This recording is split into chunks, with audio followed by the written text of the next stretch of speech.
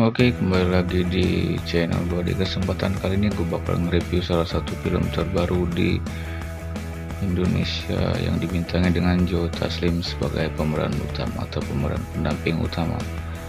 Di adegan pertama kita langsung saja disajikan dengan seorang pemuda bernama Jason.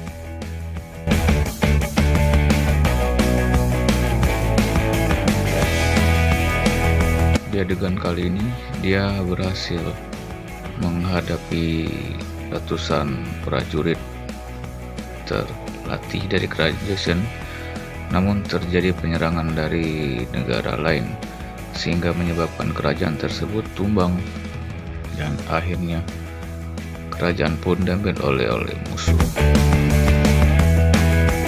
Seketika kita langsung beralih ke scene berikutnya, di mana seorang pendekar bernama Jason sedang bersama anaknya. Anaknya ini adalah seorang putri raja yang dia selamatkan pada saat kerajaan diserang oleh musuh. Jason sendiri sekarang mengalami sakit-sakitan karena hasil peperangan yang dia hadapi kemarin menyebabkan matanya buta dan mengalami cacat permanen. Di scene berikutnya, Jason sedang konsultasi kepada tabib langganan keluarganya yang senantiasa membantu mereka.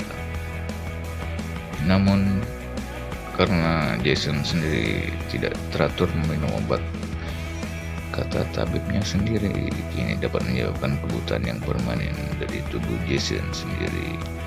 Sementara mereka sedang berbelanja ke pasar, anaknya Taeeun ingin sekali untuk membeli gelang, namun apa daya mereka tidak memiliki uang dan saat ini untuk berobat pun mereka susah.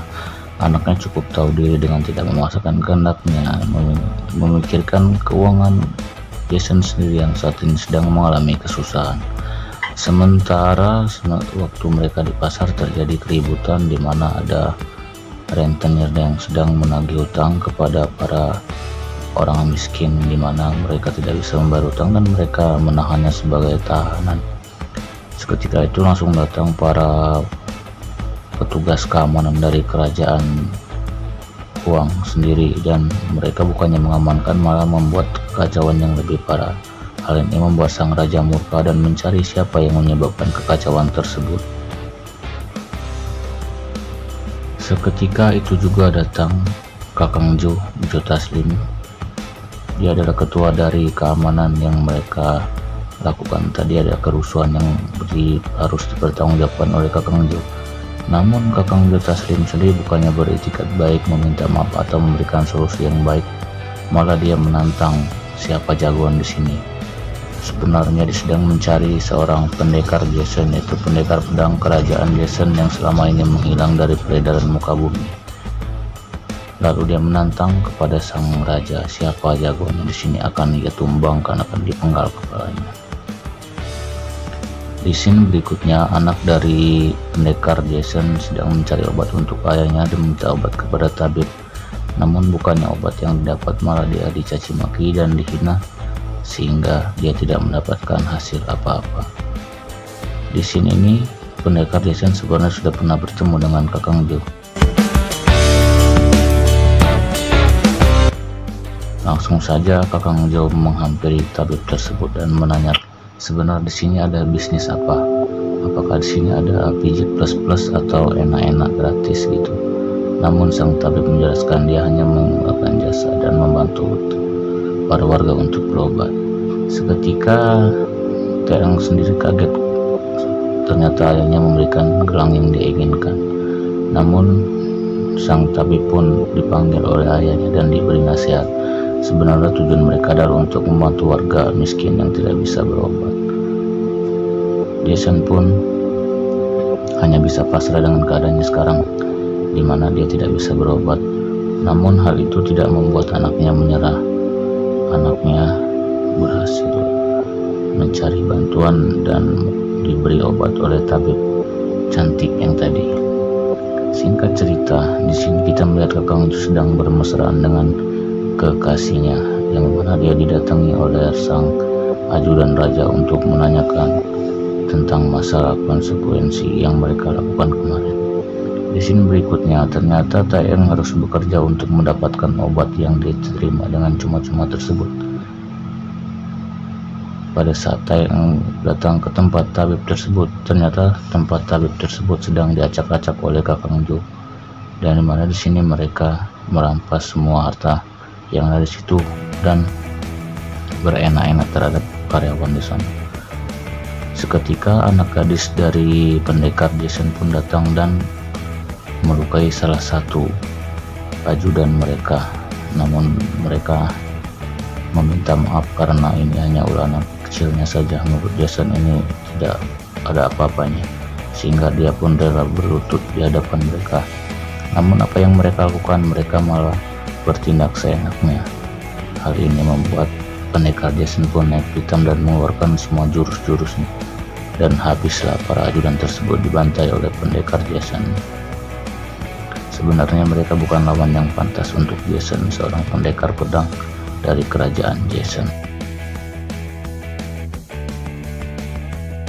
Di scene berikutnya, Jason bercerita bahwa putrinya adalah anak seorang raja yang ia selamatkan pada saat peperangan terjadi. Namun sang anak berterima kasih kepada Jason. Itulah cara dia membalas terima kasih tersebut dengan cara bekerja untuk mendapatkan obat supaya pendekar Jason sembuh dari penyakitnya. Scene berikutnya, Kakang Jo sedang santai-santai, sedang ngopi santuy. Sementara Jason mengetahui hal tersebut, dia mengetahui bahaya yang akan mengancam anaknya. Tentu saja dia mengetahui kekejaman kerajaan tersebut. Tanpa banyak basa-basi lagi, dia langsung mendatangi kerajaan tempat anaknya bekerja. Benar saja, di tempat itu adalah tempat rumah bordir. Hal ini sangat membuat Jason kecewa. Di sini kerajaan sedang diserang oleh Kakang Jo untuk memancing supaya pendekar datang. Benar saja, seketika pada saat anaknya akan dilukai oleh Kakang Jo, langsung pendekar Jason datang untuk menghentikan semua itu.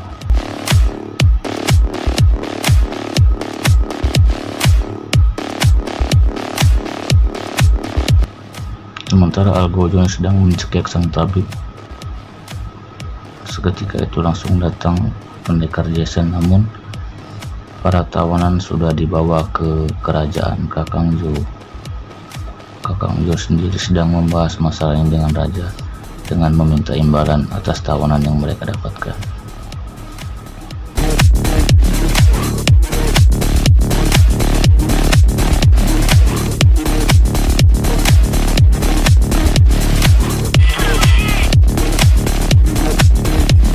Dan para tawanan pun berhasil dibebaskan tanpa terkecuali. Sementara di kerajaan sedang terjadi keributan antara kedua belah suku kerajaan yang sedang berselisih. Di sini terjadi pertumpahan darah, di mana tempat ini adalah tempat sang putri ditawan. Terang saja mereka dikalahkan. Mereka hanya menggunakan pedang, sementara musuhnya menggunakan senampan.